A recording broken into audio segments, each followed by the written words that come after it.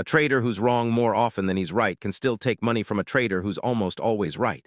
That's not a paradox, it's arithmetic. And most retail traders spend years chasing the wrong number because nobody ever showed them this. Quick note before we start, this is educational commentary, not personalized financial advice. I'm going to show you a mechanism, not tell you what to buy. Here's the belief almost everyone secretly holds. A good trader is a trader who's right a lot. So you screenshot your win rate. You tell yourself 70% means you're skilled, 60% means you're solid. And a strategy that loses more often than it wins, you delete it without a second thought.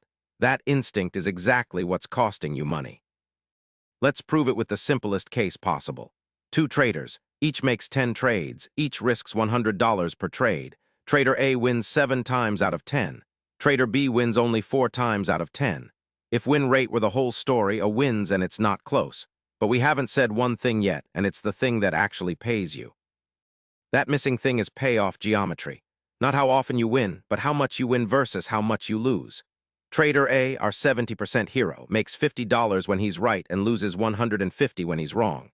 He takes profits fast and lets losers run, which is what feels good. Trader B, the 40%er, makes $300 when he's right and loses $100 when he's wrong. Now do the math on Trader A. 7 wins at $50 is $350. 3 losses at $150 is $450. Net result, he's down $100 despite being right 70% of the time. His win rate is beautiful. His account is bleeding. Now Trader B, the one you'd have deleted. 4 wins at $300 is $1,200. 6 losses at $100 is $600. Net result, up $600. He was wrong more often than a coin flip, and he made 6 times what the accurate trader lost. Same market, same risk per trade, opposite bank balance. So here's the sentence I want stuck in your head at the screen tomorrow. You are not paid by how often you're right. You are paid by expected value. Your win rate times your average win minus your loss rate times your average loss. Accuracy is one of 4 inputs. Treating it like the whole equation is why win rate is a vanity metric. Let me give you the durable handle. Frequency flatters your ego. Geometry pays your rent. A high win rate feels like proof you're smart because being right feels good and being wrong stings. But the market doesn't reward feelings. It cuts you a check based on the shape of your wins and losses and nothing else. This is why so many popular habits quietly destroy accounts. Taking profits early to lock in a winner boosts your win rate and shrinks your average win. Moving your stop-loss further away to avoid getting stopped out boosts your win rate and grows your average loss. Both feel disciplined. Both are you selling your payoff geometry to buy a prettier statistic. There's a break-even line hiding in here that every trader should know cold.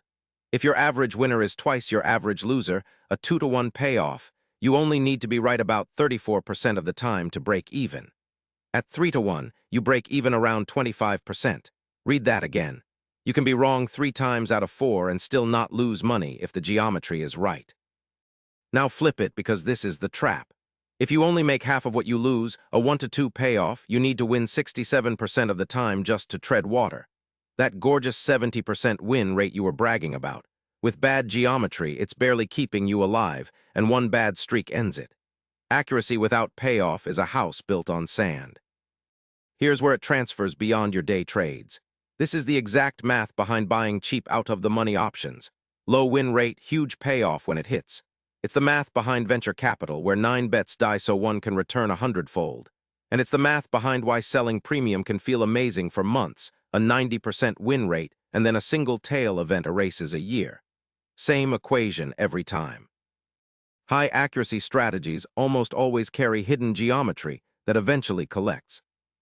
So what does a disciplined trader actually do with this? First, stop tracking win rate in isolation. Track expected value per trade and your average win divided by average loss. Those 2 numbers tell you if a system is real. Second, before you enter, define your exit and your stop, and check that the reward to risk clears your break-even line for that win rate. If it doesn't, it's not a trade, it's a donation. Third, protect the geometry ruthlessly. Don't snatch profits early because green feels safe, and don't widen a stop because red feels scary. Those 2 urges are exactly how a winning system rots into a losing one. The mental shift is simple. Stop asking, was I right? Start asking, was that a good bet? A good bet with a bad outcome is still a good bet, and repeated 1,000 times it pays you. A bad bet that happened to win is still a bad bet, and it's teaching you a habit that will eventually take everything. If this reframed how you think about your own track record, subscribe, because the whole channel is built on signal, not hype, the math behind what actually pays. So the next time you feel proud of being right most of the time, ask the harder question. What's my average winner worth against my average loser? Because a 40% system with 3-to-1 geometry will quietly, patiently, mathematically outlast a 70% system that never checked its shape. Win rate is what you show people. Geometry is what pays you.